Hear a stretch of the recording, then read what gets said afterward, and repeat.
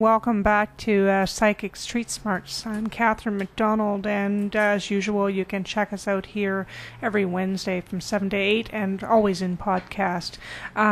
You can also find me on www.spiritualcat.com. But the focus tonight, I'm talking with a wonderful person here who knows a lot about energy, and her name is Julia Heidi.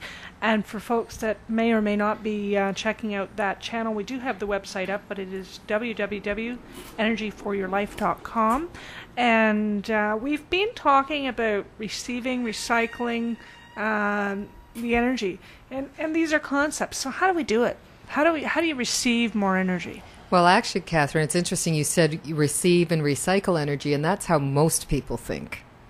Most people forget the absolute most crucial step in retain it. Yeah. You have to keep it before you can give it away. That's true. That just shows you my thought process. Oh, yeah, but it's so common. Everybody thinks that way. They get stuck in this pattern of give it, it's like they grab it, they give it, they grab it, they give it. And they don't take those, whether it's a nanosecond, whether it's a feeling of entitlement, whether it's an actual conscious act to say, I deserve to keep some of this energy before I give it away.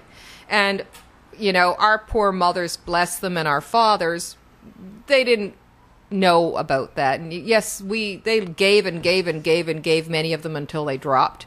And parenting is one of the most challenging things to have to do with regards to your personal energy. But it happens also with people that are working too much, or that are workaholics, or that have not balanced out the things that they do in their lives enough, and they consequently get slammed at a certain point in time where they become ill, and an illness becomes a really serious thing because they don't have the reserves to fight off whatever it is that's come at them, whether it's a virus, a bacteria, or some other difficulty with their health. So, the retain part is something that we, again, culturally have to look at so we can shift our attitudes and become much more balanced. It's like if you're a happy person, you've got energy to spare. Great. If you're not happy, what kind of energy are you sharing with people? Yeah. What kind of vibe are you putting sharing? Out there? Yeah. And so, but also, this is very important, what kind of vibe are you projecting into yourself? So, it's about receiving the right vibe of energy. So, what are some practical ways that you can do that? I mean, the most easy things to start with, relatively speaking, are eat better and breathe better. Many people don't even use the portion of the capacity of their lungs. There she goes. She takes a deep breath now. Of course, not, because you've drawn the attention to it. Yeah. Yeah, but how many people, when they're slumped over at a computer, you're typing like this, and I mean, you've got to sit up straight to kind of get that breath happening. Yeah. Trained vocalists know how to really suck in the air into their bodies and then work with it and project it out and appropriately. But too often we don't breathe deeply enough, and we're not breathing fresh enough air, and we have these problems. And when you think about, there was an interesting study done last year by Marie Claire magazine, which is the leading women's magazine in the U.S., and 25% of women that were polled, and it was a large group, said that they went on a diet to get more energy. I've done it.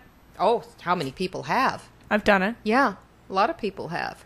Because they got into a series of patterns where all of a sudden it was like, crash, boom.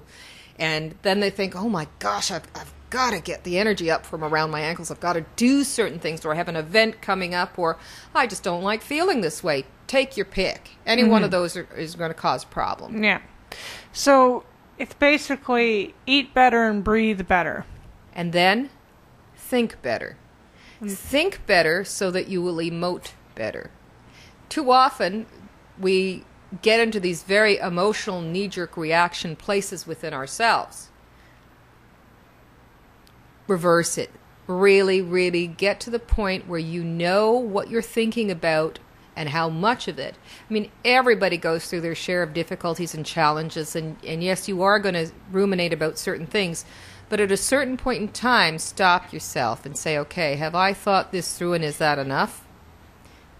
Do I really need to obsess about this another hour or another 5 minutes, whatever, or another 10 years? Yeah, you know, there are a lot of people, or 20 or 30 years. I can actually relate to that because I have folks that I used to know that you change and you sort of move out of that sphere because they're still going on about stuff that happened to them when they were 12. And they're still, so that's a very concrete example where, you know, somebody just can't let it go. Yeah. So the idea is to let this stuff go. Or won't.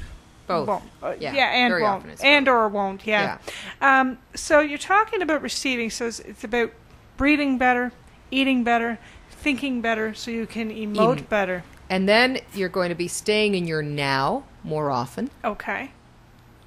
And when you are in your now, think about it. There's less accidents. You're able to be more productive.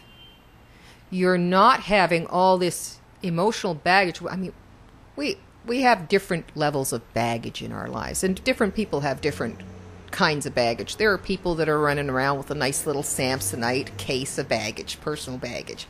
And then there's the people that have the U-Haul out back, and then there are the people with the 40-foot tractor trailer hauling it around, hauling all their emotional stuff with them. I mean, this is the challenge that, you know, how much baggage are you hauling around with you? Yeah. And that is a huge energetic drain. If you are present in your now and focused on what you want to do and achieve and be positive in this moment, you will be. Yeah. If you think you can, you will. If you think you can't, you won't. Yeah. And it comes down to, it's a very simple process. And then when you need, I'm not talking about you throw anything that is really hurting you or bothering you under the rug. That's not about it. It's about finding the appropriate place and space and headspace so that this starts to become paradise. The 7-inch space between your ears becomes paradise rather than negative land.